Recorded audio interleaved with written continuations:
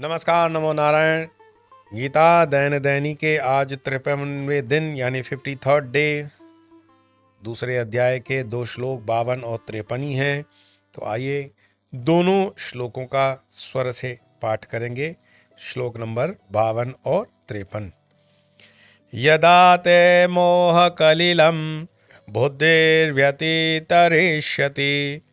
तदा गन्तासि निर्वेदं श्रोतव्यस्य श्रुतस्य च श्रुति विप्रतिपन्ना ते यदा स्थास्यस्ति निश्चला समहदावचला बुद्धिस्तदा योगमवाप्स्यसि। भगवान श्री कृष्ण कहते हैं, हे अर्जुन, जिस काल में तेरी बुद्धि मोह रूप दलदल को बली भांति पार कर जाएगी, उस समय तू सुने हुए और सुनने में आने वाले इस लोक और परलोक संबंधी सभी भोगों से वैराग्य को प्राप्त हो जाएगा। नाना प्रकार की फलश्रुतियों को सुनने से विक्षिप्त हुई सी तेरी बुद्धि जब समाधि में अर्थात आत्मस्वरूप में अचल और स्थिर होकर ठहर जाएगी, तब तू योग को प्राप्त हो जाएगा। इन 2 श्लोकों का अगर एक शब्द में अर्थ लें तो भगवान श्री कृष्ण जो कहना चाहते हैं कि हम जब आत्मस्वरूप में स्थित हो जाते हैं, आत्मस्वरूप का मतलब है आत्मा मतलब मैं स्वयं और मेरा स्वरूप। जीवन की सारी खोज यही है कि मैं कौन हूं, हु एम आई। रमण महर्षि जी का जो दर्शन जहां से प्रारंभ होता है, वो ज्ञानमयी पुस्तक कहें, ज्ञानमय विचार कहें, ज्ञानमय जो राशि कहें, वो यही है, हु एम आई, मैं कौन हूं। और मैं अगर उसमें और थोड़ा जोड़ दूं अपनी तरफ से, तो मैं हमेशा कहता हूं कि 5 W अंग्रेजी के जो हैं वो हमारे जीवन के लिए रिसर्च का विषय हैं, अपने को जगाने का विषय हैं।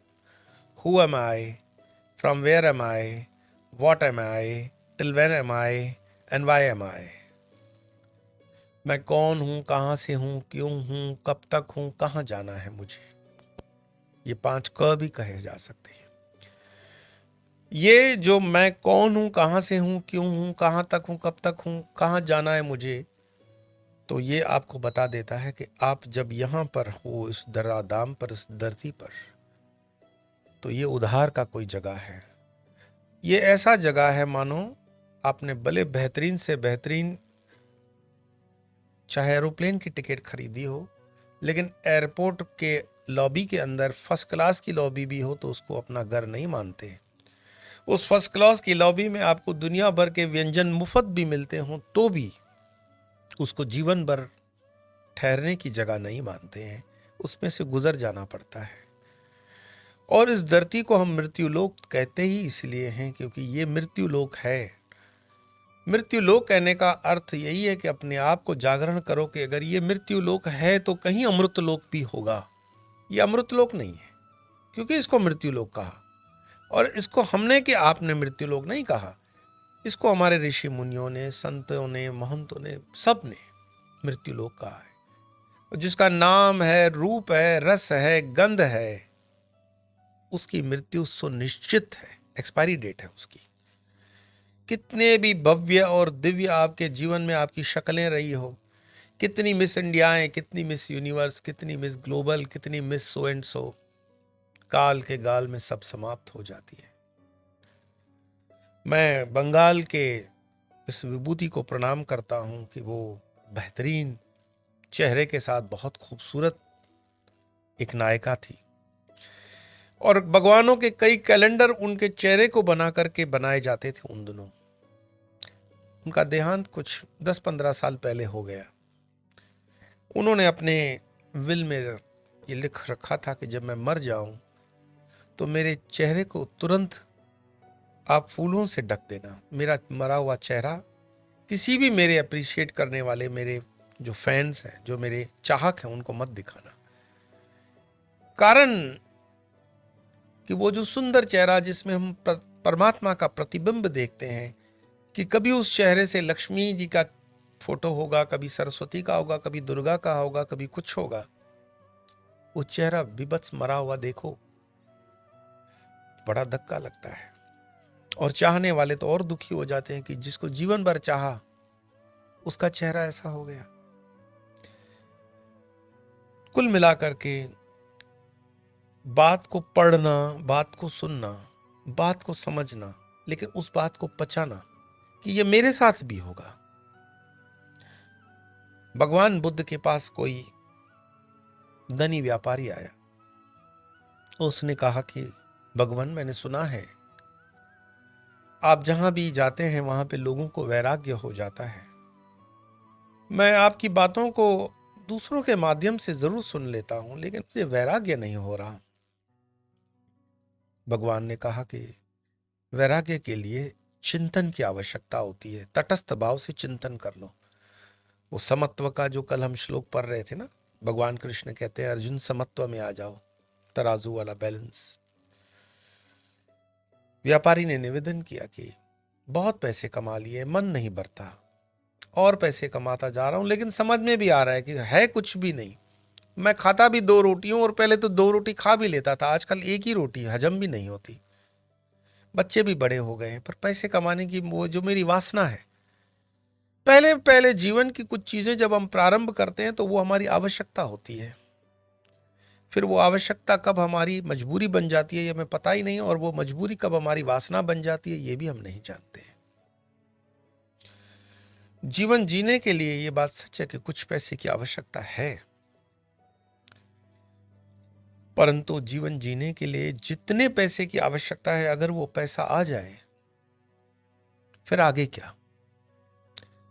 मैं आपको ये जो अपने अनुभव से बात बताता हूं। मैं बड़े कॉलेजेस में या यूथ के साथ जो मेरे सेमिनार्स या लेक्चर्स होते हैं, एमबीए के बच्चे थे और मैं उसमें बस यूं ही गुफ्तगू कर रहा था।